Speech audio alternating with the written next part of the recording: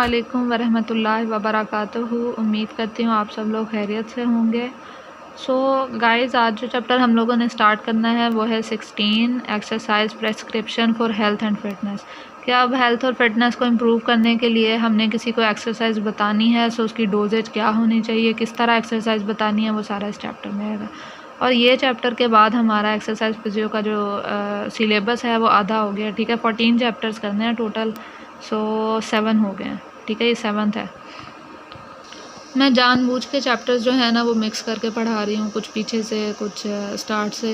वो इसलिए कि जो चैप्टर जिसके साथ लीड कर रहा है आप उस तरह पढ़ें। ठीक है, फिर इस तरह इजी हो जाएगा।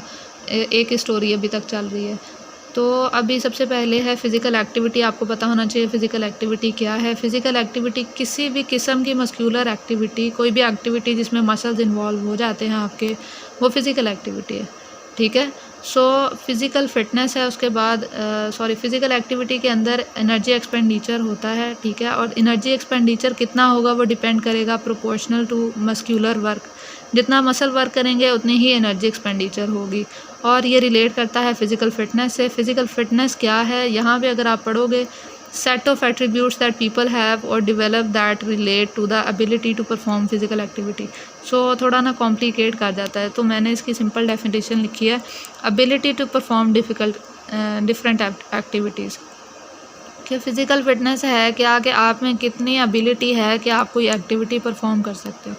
ठीक है, उसके बाद है एक्सरसाइज। एक्सरसाइज क्या है, ये भी फ़िज़िकल एक्टिविटी है, फ़िज़िकल एक्टिविटी का एक सबसेट है। लेकिन फ़िज़िकल एक्टिविटी का कोई पर्पज़ नहीं होता। ठीक है, आप उठते हो, चलते हो, फिरते हो, ठीक है, आपका कोई गोल नहीं है। लेकिन एक्सरसाइज एक स्पेसिफिक गोल के लिए की जाती है कि आप अपनी फ़िटनेस को इम्प्रूव करना चाह रहे हो। मतलब कोई गोल होता है, या इम्प्रूव करना चाह रहे हो, कोई maintain with goal physical activity को हम एक्सरसाइज कहेंगे। विदाउट गोल जो होती है वो फ़िज़िकल एक्टिविटी होती है। उसके बाद समरी है। फ़िज़िकल इनएक्टिविटी जो है वो प्राइमरी रिस्क फैक्टर है कोरोनरी हार्ट डिजीज़ का।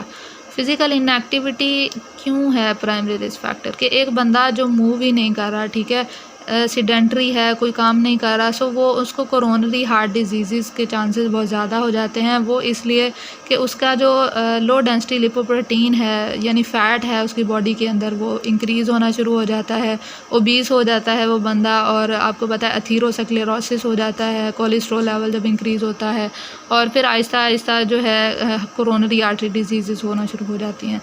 और इसके अलावा ओबीस बंदा जो है उसको डायबिटीज़ हो जाती हैं। प्राइमरी रिस्क फैक्टर है फ़िज़िकल इनएक्टिविटी। ठीक है, उसके बाद समरी जो है, बाकी पॉइंट्स जो हैं वो आप लोग देख लीजिएगा, ये सिंपल ही हैं। उसके बाद प्रेस्क्रिप्शन ऑफ एक्सरसाइज है। प्रेस्क्रिप्शन ऑफ एक्सरसाइज में क्या करना है कि आपने डोज़ बतानी होती है जब आपने किसी को एक्सरसाइज प्रेस्क्राइब करनी होती है। डोज़ जो होती है, जो आप उसको बताएंगे कि कितनी देर आपने एक्सरसाइज परफॉर्म करनी है, वो डिपेंड करेगी कि रिस्पॉन्स में आपको क्या चाहिए। ठीक है, एक बंदा है वो सिर्फ फिट रहना चाहता है, उसकी डोज उसके मुताबिक होगी। एक बंदा है जो एथलीट है, जिसने ट्रेनिंग करनी है, जिसने फर्दर किसी स्पोर्ट्स में पार्टिसिपेट करना है, उसका गोल डिफरेंट है। ठीक है, उसके लिए रिस्पांस जो हमें चाहिए वो ज़्यादा है। ठीक है, तो उसके लिए डोज भी उस हिसाब से होगी। डोज अकॉर्डिंग टू रिस्पॉन्स होती है। ठीक है, यहाँ पे एक पॉइंट मिस हो गया है समरी में, वो ये था कि जितनी फ़िज़िकल एक्टिविटी ज़्यादा होगी उतना उसकी कार्डियो रेस्पिरेटरी फिटनेस ज़्यादा होती है। ठीक है, और जो लोग फिज़िकली फ़िट होते हैं, एक्सरसाइज वगैरह करते हैं, उनमें डेथ रेट कम होता है सीडेंट्री से। ठीक है, ये बात हमने कही है ना कि प्राइमरी रिस्क फैक्टर है फ़िज़िकल इनएक्टिविटी किसका, हार्ट डिजीज़ का, अदर डिजीज़ का। ठीक है, एक्सरसाइज में पार्टिसिपेशन ज़रूरी है। इवन दो एक बंदा स्मोकिंग करता है, हाइपरटेंसिव है, लेकिन फिर भी उसमें डेथ के रेट जो रेट है वो कम होता है, रिस्क कम होता है बाकियों की निस्बत। उसके बाद यहाँ पर उन्होंने रिलेशनशिप दिखाया है डोज ऑफ अ ड्रग, ठीक है, और अफेक्ट के दरमियान। डोज़ को एक्स एक्सिस पे रखा है और अफेक्ट को वाई एक्सिस पे। जैसे जैसे डोज़ एक्सरसाइज की इंक्रीज़ होती है, अफेक्ट जो है आता है। ठीक है, कि एक एक्सरसाइज आप कर, डोज जो है वो किस मीनिंग में है, फ्रीक्वेंसी है, इंटेंसिटी है, ड्यूरेशन है, ये इसके मीनिंग में, वो हम आगे पढ़ेंगे। ठीक है, और जो अफेक्ट है, कितना अफेक्ट आ रहा है, जैसे जैसे आप एक्सरसाइज करोगे अफेक्ट बढ़ेगा ना, जो आप रिस्पॉन्स चाह रहे हैं उसकी तरफ जाएगा बंदा। इसमें डिफरेंट चीज़ें आ जाती हैं, पोटेंसी है, स्लोप है, वेरिएबिलिटी है, मैक्सिमल इफेक्ट है। सो ये क्या होते हैं? अब पोटेंसी पे आ जाते हैं। पोटेंसी जो है इन्होंने कहा है कि रिलेटिवली अनइम्पॉर्टेंट करेक्टरिस्टिक है। फ़र्ज़ करें आप किसी को कोई ड्रग दे रहे होते हैं, तो उसकी ड्रग की जो पोटेंसी है वो किस चीज़ को डिटरमिन करती है कि उसकी कौन सी डोज इफ़ेक्टिव होगी। ठीक है, अगर क्या वो 1 माइक्रोग्राम है या 100 मिलीग्राम है, कितनी उसकी डोज जो है इफ़ेक्टिव है। ठीक है, पोटेंसी इस चीज़ को कहते हैं। और इस केस में पोटेंसी को इतना मैटर नहीं करती। देन स्लोप आ जाती है। स्लोप, ये स्लोप जो है, ठीक है। सो slope, how much of a change in affect is obtained from a change in dose, कि जितना डोज में चेंज आएगा उसकी वजह से अफेक्ट में कितना चेंज है। ठीक है, डोज में चेंज के साथ साथ अफेक्ट में जो चेंज आता है उसको स्लोप कहते हैं। ठीक है, उसके बाद आ जाता है मैक्सिमल अफेक्ट। मैक्सिमल अफेक्ट ये है कि एफिकेसी क्या है एक्सरसाइज की। ठीक है, कि कितना अफेक्ट आया है। ठीक है, कि कितना अफेक्ट जो मैक्सिमम हमें चाहिए था इस डोज की वजह से, उसको हम कह देंगे मैक्सिमल अफेक्ट, नाम से पता चल रहा है। उसके बाद है वेरिएबिलिटी। वेरिएबिलिटी क्या है कि डिफरेंट इंडिविजुअल्स जो हैं वो डिफरेंट वे में रिएक्ट करते हैं। ठीक है, कि एक ही इंडिविजुअल डिफरेंट एक्सरसाइजेज को डिफरेंट तरह रिएक्ट करता है। ठीक है, तो जो एक्सरसाइज, अगर आप सेम एक्सरसाइज 10 बंदों को कराओ तो हर वो 10 बंदे सेम तरह से रिस्पॉन्ड नहीं करेंगे। इस चीज़ को कहते हैं वेरिएबिलिटी। और साइड इफ़ेक्ट्स आपको पता है कि जो एडवर्स इफ़ेक्ट्स होते हैं किसी भी चीज़, कोई भी आप डोज ले रहे हो, कोई ड्रग ले रहे हो, हर के कोई ना कोई साइड इफ़ेक्ट्स होते हैं जो कि उसकी एक्टिविटी को, यूज़फुलनेस को लिमिट कर देते हैं। ठीक है, उसके बाद आ जाता है डोज रिस्पॉन्स। डोज रिस्पॉन्स में जब आप किसी को डोज रिकमेंड करते हो तो आप फिट प्रिंसिपल को फॉलो करते हो। फिट प्रिंसिपल जो है ये इंपॉर्टेंट है एग्जामिनेशन पॉइंट ऑफ व्यू से। सो फिट में क्या है? फ्रीक्वेंसी, FITT है ना, I for intensity, T for time and T for type. So frequency का क्या मतलब होता है कि वीक में कितने दिन आपने एक्सरसाइज करनी है। ठीक है, वो होती है फ्रीक्वेंसी। इंटेंसिटी क्या होती है? How hard the activity is, कि मॉडरेट इंटेंसिटी की करानी है, लो की करानी, कि कितना हार्ड होना चाहिए उस काम को। और ये किसकी टर्म्स में डिस्क्राइब होती है? VO2 मैक्स के अकॉर्डिंग हम इसको डिस्क्राइब करते हैं, मैक्सिमल हार्ट रेट के according, rating of perceived exertion, lactate threshold, ये हम लोग पिछले चैप्टर में पढ़ चुके हैं। ठीक है, उसके बाद आ जाता है टाइम ड्यूरेशन, के कितनी देर एक एक्सरसाइज करनी है। ठीक है, नंबर ऑफ मिनट्स। उसके बाद टाइप होती है कि एक्सरसाइज करवानी कौन सी है, आप स्ट्रेंथनिंग एक्सरसाइज कर रहे हो, इंड्योरेंस कर रहे हो, एरोबिक कर रहे हो, क्या कर रहे हो। ठीक है, वो टाइप पे डिपेंड करता है। ठीक है, डोज तो हमने फिट प्रिंसिपल के अकॉर्डिंग सेट कर ली। अब रिस्पॉन्स क्या आएगा? रिस्पॉन्स 2 तरह के आते हैं। मेरी जो बुक है ये न्यू एडिशन है, सो इसमें ये चीज़ उन्होंने बहुत कंसाइज करके जो लिखनी थी वो उन्होंने लिख दी और बाकी चीज़ें मिस कर दी। लेकिन मुझे लगता है कि पेपर जो है वो ओल्ड एडिशन से आएगा। सो जो चीज़ें मुझे इंपॉर्टेंट लगती हैं फिर वो अपनी मैं बुक पे लिख लेते हैं। जिसके पास ओल्ड एडिशन है उस पर ये चीज़ें हेडिंग्स की फॉर्म में लिखी हुई हैं। सो 2 तरह की चेंजेस आती हैं रिस्पॉन्स की वजह से जो अफेक्ट आता है। एक स्पेसिफिक चेंजेस आती हैं, एक हेल्थ फिटनेस चेंजेस आती हैं। सो जो स्पेसिफिक चेंजेस होती हैं ये पहले लिखी हैं, हम ये पहले पढ़ेंगे कि चेंजेस आप जो एक्टिविटी करवा रहे हो उसकी वजह से क्या चेंजेस आएंगी। VO2 मैक्स में चेंजेस आती हैं, ऑब्वियस बातें हैं ना। बॉडी वेट चेंज हो सकता है इंक्रीज़ हो जाए, डिक्रीज़ हो जाए। एक्सरसाइज से आपको क्या फ़र्क पड़ेगा, ये वो चीज़ें हैं। ठीक है, आपकी इंसुलिन सेंसिटिविटी पे इफेक्ट पड़ता है, रेस्टिंग ब्लड प्रेशर पे पड़ता है, डिप्रेशन पे पड़ता है। उसके अलावा हेल्थ और फिटनेस पे क्या इफेक्ट पड़ता है कि आपकी कार्डियो रेस्पिरेटरी जो फिटनेस है वो इंक्रीज़ होती है। हेल्थ के आउटकम्स, डिफरेंट तरह के आपके हेल्थ आउटकम्स आते हैं। अब ये है कि हेल्थ और फिटनेस दोनों इंप्रूव होती हैं लेकिन इंडिपेंडेंटली, कि फिटनेस इंप्रूव होती है but not health, health improve होती है बट नॉट फिटनेस। ये दोनों एक दूसरे पे डिपेंड नहीं करती, ये चीज़ उन्होंने बताई है। उसके बाद ये समरी आपने पढ़ लेनी है। समरी में भी सेम चीज़ है कि एक्सरसाइज की डोज किस चीज़ पे डिपेंड करती है, फिट पे, फ्रीक्वेंसी, इंटेंसिटी, ड्यूरेशन और टाइप पे। और जो दूसरी चीज़ है वो है रिस्पॉन्स। रिस्पॉन्स जो है वो 2 तरह का आता है, specific changes, health and fitness changes. So health और फिटनेस चेंजेस आती हैं लेकिन इंडिपेंडेंट ऑफ ईच। ठीक है, उसके बाद आ जाता है फिज़िकल एक्टिविटी एंड हेल्थ। तो उसके लिए आप ना ये एक ग्राफ देखें कि जैसे जैसे एक्सरसाइज की ड्यूरेशन इंक्रीज़ होता है, वो हमने ड्यूरेशन जो है वो एक्स एक्सिस पर रखा है। ठीक है, फ्रीक्वेंसी को, और मैक्सिमम इफेक्ट जो आएगा उसकी वजह से वो हमने रखा है वाई एक्सिस पे। ठीक है, डोज और इफेक्ट। सो क्या चीज़ें इंक्रीज़ हो रही हैं HDL की प्रोफाइल पे इफ़ेक्ट हो रहा है, ठीक है। हमें HDL चाहिए, LDL को कम करना होता है। LDL होता है लो डेंसिटी लिपोप्रोटीन, जो कि ख़तरनाक होता है हमारे लिए, और हाई डेंसिटी लिपोप्रोटीन जो होते हैं वो हमारे लिए ओके होते हैं। सो HDL की प्रोफाइल जो होती है वो आहिस्ता आहिस्ता इंक्रीज़ होती है, हार्ट रेट इंक्रीज़ होता है, VO2 मैक्स इंक्रीज़ होती है, BP और इंसुलिन सेंसिटिविटी, ये चीज़ें अफेक्ट होती हैं, ठीक है, जब आप एक्सरसाइज करते हो। उसके बाद हैं गाइडलाइंस। गाइडलाइंस किसकी हैं? ACSM और CDC ने 1995 में गाइडलाइंस दी थी कि एक बंदे को कितनी एक्सरसाइज करनी चाहिए। सो उन्होंने रिकमेंड किया कि एक एवरेज बंदा जो है उसको 30 मिनट की एक्सरसाइज करनी चाहिए मॉडरेट इंटेंसिटी की, ठीक है, डेली कम अज़ कम। मॉडरेट इंटेंसिटी में क्या आ जाता है? एरोबिक एक्सरसाइज, लाइक आप वॉकिंग वगैरह करो, ठीक है। सो डेली कम अज़ कम 30 मिनट्स की वॉक करनी है। ये 1995 में आता है। उसके बाद 2007 में भी आई रिकमेंडेशंस, 2008 में। जो मेरी बुक है उसमें 2008 की रिकमेंडेशंस लिखी हुई हैं, 2007 की नहीं।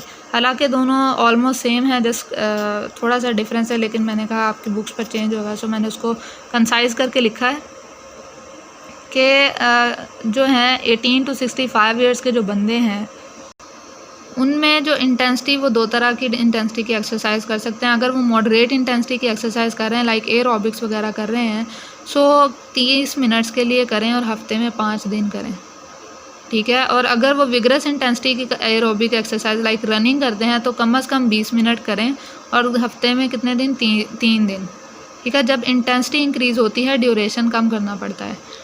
उसके बाद उन्होंने कहा साथ साथ रेजिस्टेंस ट्रेनिंग भी करनी चाहिए, कम अज़ कम 8 से 10 एक्सरसाइजेस, और उसकी रेपिटेशंस कितनी होनी चाहिए? एक एक्सरसाइज की 8 to 12 रेपिटेशंस के साथ करनी चाहिए, और हफ्ते में 2 से ज़्यादा दिन ये करें।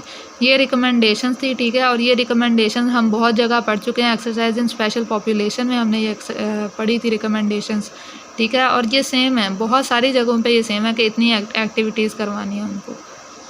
उसके बाद ये समरी आ गई है, समरी में आपने देख लेना है। जो न्यू है ना 2008 की रिकमेंडेशन, उसमें डिफरेंस कोई नहीं है। डिफरेंस सिर्फ इतना है कि उन्होंने टोटल मिनट्स लिख दिया। उधर उन्होंने 2007 वाली में उन्होंने कहा है 30 मिनट्स 5 दिन के लिए, ठीक है, मिनिमम, ठीक है। तो अगर आप देखो तो कि हफ्ते में कितने दिन होते हैं, 30 को 5 से मल्टीप्लाई करो तो 150, ठीक है। तो उतना ही इन्होंने कहा है 150 से 300 मिनट्स तक आप करो मॉडरेट इंटेंसिटी की, और विगरस भी इसी तरह। अगर उन्होंने कहा 20 मिनट 3 दिन तक करो, लाइक अगर उसको मल्टीप्लाई करें तो 60 मिनट्स आते हैं, तो इन्होंने इंक्रीज़ करके 75 to 150 मिनट्स की विगरस एक्टिविटी कही है, ठीक है। और डेज़ उतने ही हैं। ये सिर्फ कंबाइन फॉर्म में है, वो सेपरेट थी, ठीक है। उन्होंने इस तरह रिकमेंड किया इसको। उसके बाद हैं डिफरेंट टाइप्स ऑफ रिस्पॉन्सेज होते हैं एक्सरसाइज के। एक्यूट रिस्पॉन्स होता है, रैपिड होता है, लीनियर होता है, डिलेड होता है। एक्यूट नाम से शो कर रहा है कि जो मतलब एक्सरसाइज के कुछ ही टाइम के बाद आएगा। ये 1 और सेवरल एक्सरसाइज बाउट्स के बाद आता है, ठीक है, लेकिन इम्प्रूव नहीं होता क्योंकि ये एक्यूट है, सिर्फ ये कुछ टाइम तक रहेगा। और जो रैपिड रिस्पॉन्स आता है ये अर्ली एंड प्लेसो, तो फ़ौरन से बेनिफिट शो होते हैं एक्सरसाइज के, ठीक है, और फिर प्लेसो में यानी कि कांस्टेंट हो जाते हैं, ठीक है। उसके बाद लीनियर है, ये आहिस्ता आहिस्ता जैसे जैसे आप एक्सरसाइज करते जाओगे वैसे वैसे आपको गेंस मिलते जाएंगे एक्सरसाइज के।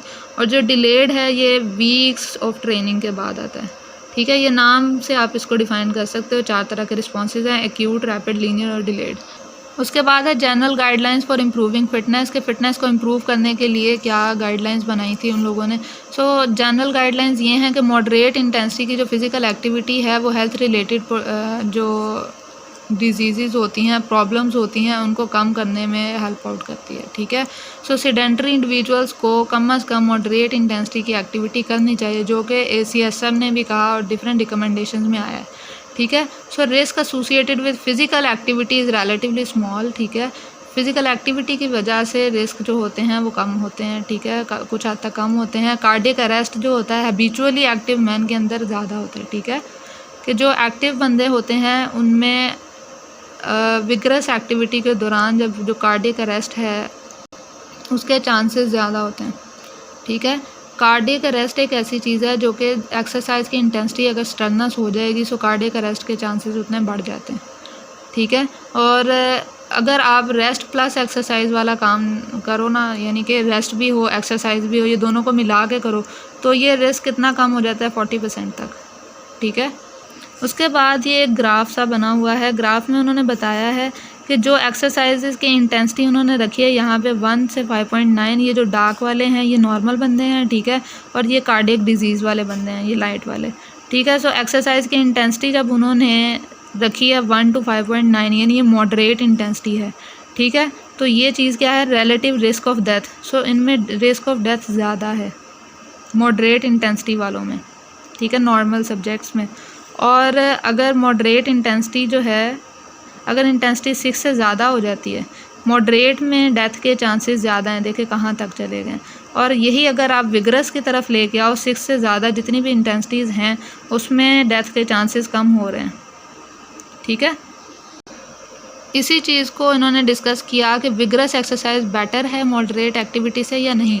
सो ये चीज़ इसके ऊपर स्टडी की उन लोगों ने। सो उन्होंने वो जो पीछे मैंने आपको ग्राफ दिखाया कि ग्रेटर रिडक्शन हो जाती है risk of cardiovascular disease with vigorous intensity, कि अगर 6 मिनट से ज़्यादा आप इंटेंसिटी यूज़ करोगे, ठीक है, तो कार्डियोवैस्कुलर डिजीज़ के चांसेस बहुत हद तक कम हो जाते हैं, वो आप ग्राफ में देख चुके हैं, ठीक है। और जो मॉडरेट इंटेंसिटी वाले थे 3 to 5.9 मिनट्स वाले, उनमें कार्डियक डिजीज़ के रिस्क फैक्टर्स जो थे वो ज़्यादा थे, ठीक है।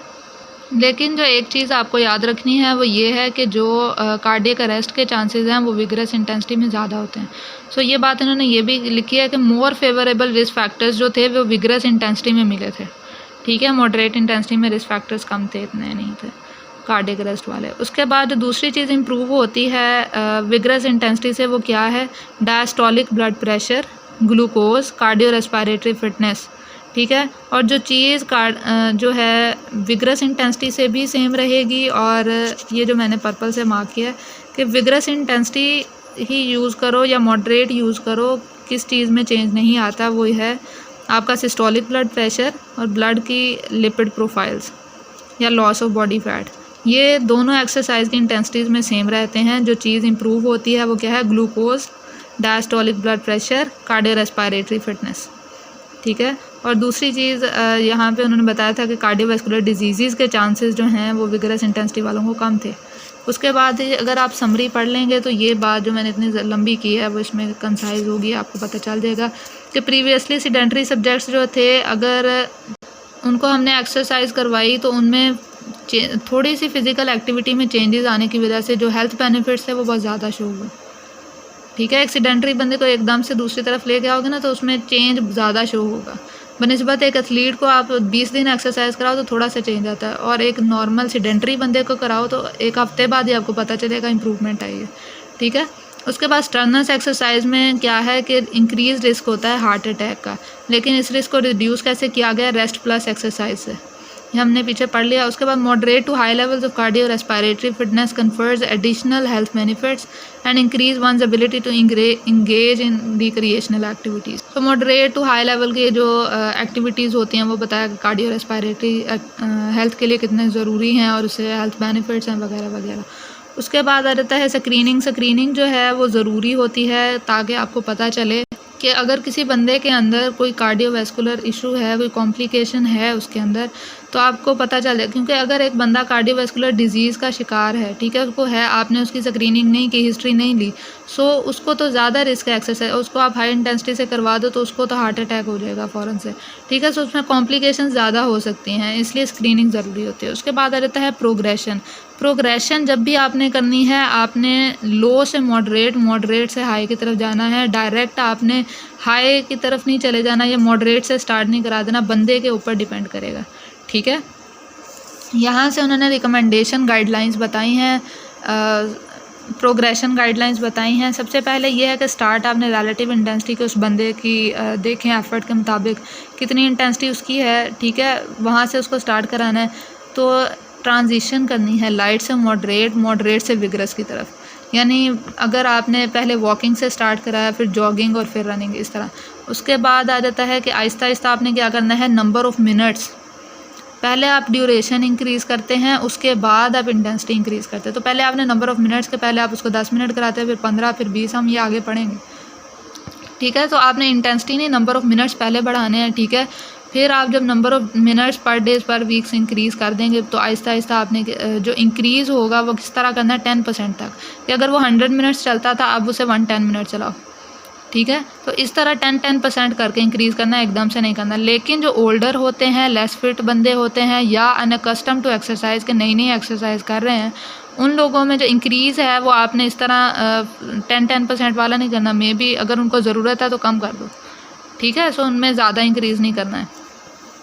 उसके बाद है warm up stretch and cool down stretch. आपको पता है जब भी एक्सरसाइज कराते हैं वार्म अप ज़रूरी होता है, ठीक है, ताकि जो बॉडी है वो फ़ौरन से जब एक्सरसाइज की तरफ आए सो वो तंग ना हो, ठीक है। सो ब्लड वगैरह जो है वो मसल्स को अच्छे से मिल गया हो, ठीक है। तो जब आप एक्सरसाइज स्टार्ट करते हैं सर्कुलेशन इंप्रूव हो जाती है। सो वार्म अप स्ट्रेच जो होता है ये इंपॉर्टेंट होता है, कूल डाउन स्ट्रेच भी इंपॉर्टेंट होता है। Prior to exercise warm up करते हैं और आफ्टर एक्सरसाइज कूल डाउन करते हैं। Prior to beginning the actual exercise session, a variety of very light exercises and stretches are done to improve the transition from rest to exercise state, ठीक है, ताकि easy हो जाए आप जब आप एक्सरसाइज करने लगो। अब कार्डियो रेस्पिरेटरी फिटनेस के लिए आपने एक्सरसाइज रिकमेंड करनी है। उसमें सबसे पहले आ जाता है फ्रीक्वेंसी जो है उन्होंने कहा है कि आपने फ्रीक्वेंसी आहिस्ता आहिस्ता पर सेशन इंक्रीज़ करनी है, ठीक है। वो तो प्रोग्रेशन में होगी, लेकिन आपने स्टार्ट कैसे करनी है, मिनिमम 2 सेशंस होने चाहिए। फ्रीक्वेंसी होता है वीक में कितनी बार आपने करनी है, ठीक है। सो 2 सेशंस उन्होंने कहा मिनिमम होने चाहिए अगर आपने कार्डियो रेस्पिरेटरी फिटनेस को इंक्रीज़ करना है, ठीक है। और जो कार्डियो रेस्पिरेटरी फिटनेस जो इंक्रीज़ होगी वो आपको 3 से 4 सेशन के बाद आपको पता चल जाएगा, ठीक है। वो इम्प्रूव होती नज़र आएगी, गेंस नज़र आएंगे। अगर आप 2 डेज़ पर वीक प्रोग्राम कर रहे हो कि एक हफ़्ते में 2 दिन करना है, ठीक है, हमने कहा 2 सेशन लेने हैं कम से कम, ठीक है। और एक हफ़्ते में कितना होना चाहिए, 2 दिन पर वीक। अगर आप 2 डेज़ पर वीक कर रहे हो तो इंटेंसिटी जो है वो हाई रखो, और अगर 3 डेज़ पर वीक कर रहे हो तो फिर इस 2 डेज़ से थोड़ी कम रखो, ठीक है। सो एक नॉर्मल जो इंटेंसिटी हमने बताई है ACSM की गाइडलाइंस में हमने पढ़ी है कि कितने % होनी चाहिए, वो उस हिसाब से होगी, ठीक है। वैसे यहाँ पे आगे इंटेंसिटी किस तरह करनी है।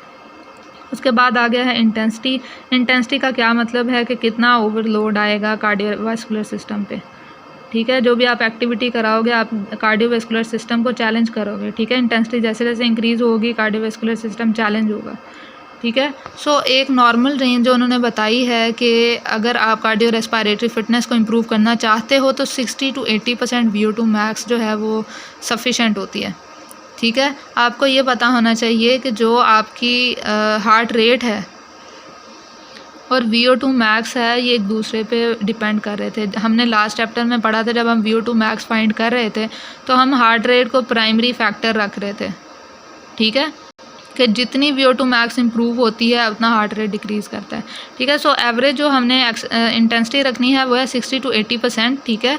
तो यहाँ पे एक लाइन लिखी हुई है because of the linear relationship between exercise intensity and heart rate, कि जितनी इंटेंसिटी इंक्रीज़ होगी उतना हार्ट रेट इंक्रीज़ होता है, ये कॉमन सेंस है, ठीक है। हैवी एक्सरसाइज करोगे हार्ट रेट बहुत ज़्यादा तेज़ होगा, कम करोगे हार्ट रेट उतना कम होगा।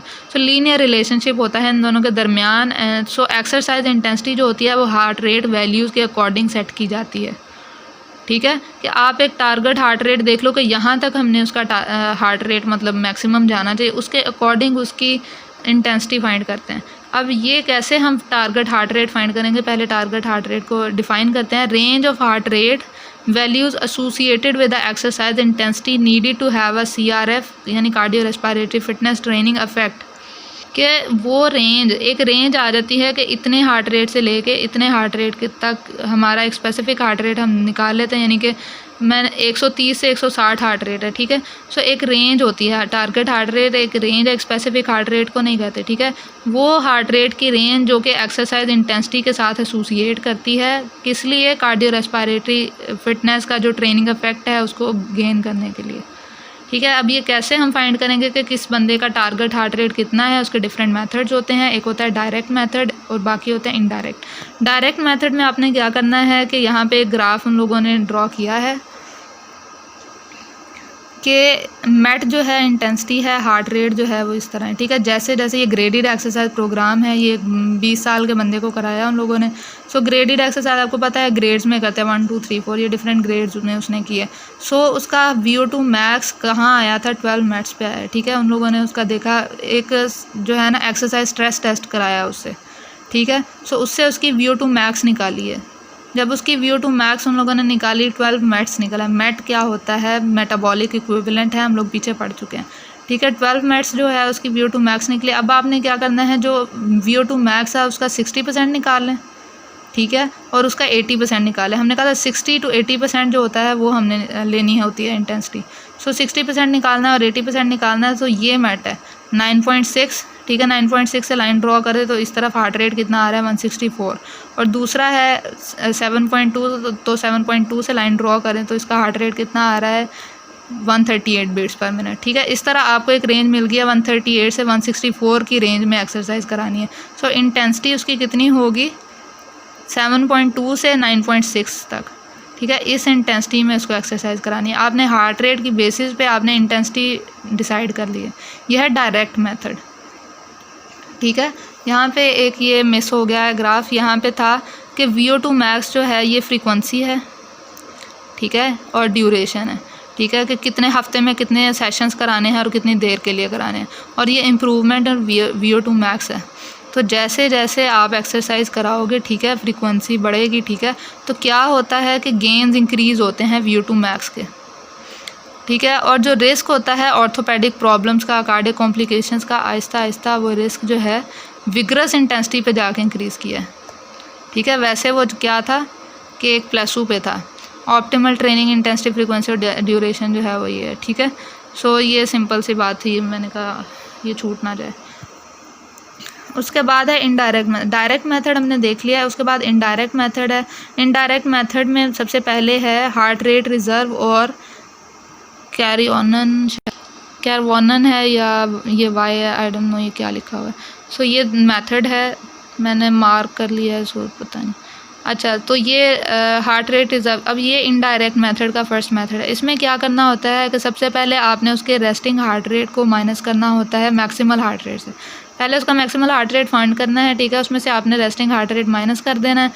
तो उसके बाद 60 to 80% उसका निकाल लेना है, फिर उसके बाद उसको ऐड अप कर लेना है। वो एग्जांपल से ही आपको समझ आएगी। ये देखें कि उसका मैक्सिमल हार्ट रेट है 200, ठीक है। सो उसका रेस्टिंग हार्ट रेट आपने जो निकाला है वो आपको पता है वो 60 है, ठीक है। ये तो आपने दो मेजर कर लिया। जब ये आपको दोनों पता हैं, सो आपने क्या करना है कि माइनस किया है आपने रेस्टिंग को 60 को 200 में से, कि जो आपका मैक्सिमम हार्ट रेट है उसमें से आपने उसके रेस्टिंग हार्ट रेट को माइनस किया, 140 आ गया, ठीक है। अब ये 140 का आपने 60% भी निकालना है, 80% भी निकालना है, ठीक है। 60% जब निकाला 84 निकला, 80% निकाला 112 निकला, ठीक है। अब जो 60% की वैल्यू आई है उसको भी आपने रेस्टिंग में ऐड करना है, और जो 80% की वैल्यू आई है उसको भी रेस्टिंग हार्ट रेट में ऐड करना है, ठीक है। तो ये दोनों वैल्यूज़ आ गई। सो ये रेंज आ गई आपके पास 144 से 172 तक, ठीक है।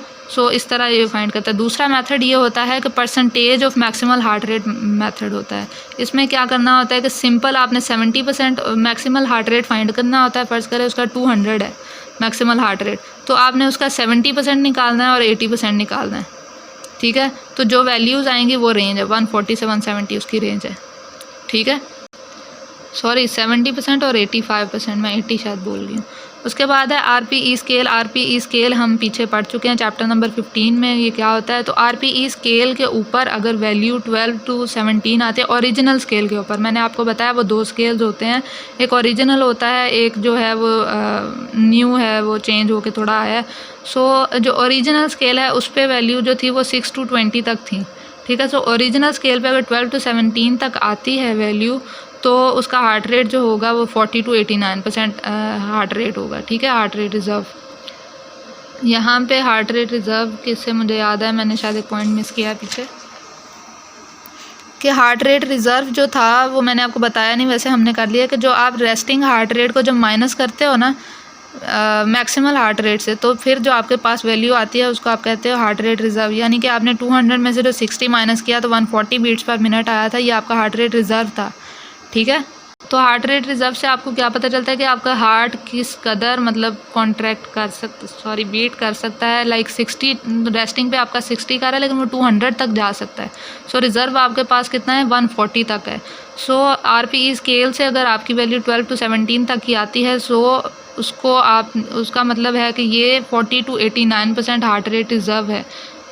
तो एक्सरसाइज इंटेंसिटीज़ जो हैं वो आप इसके अकॉर्डिंग रखेंगे। जो इनमें से मेन था वो फर्स्ट वाला था, ठीक है, वो हम लोगों ने कर लिया। उसके बाद ये सिर्फ इनके नाम कर लें, या ये जो सेकंड वाला है इसका भी आपको पता होना चाहिए, और इसमें जो वैल्यू है वो सिर्फ आपको पता होना चाहिए 12 to 17 तक आती है।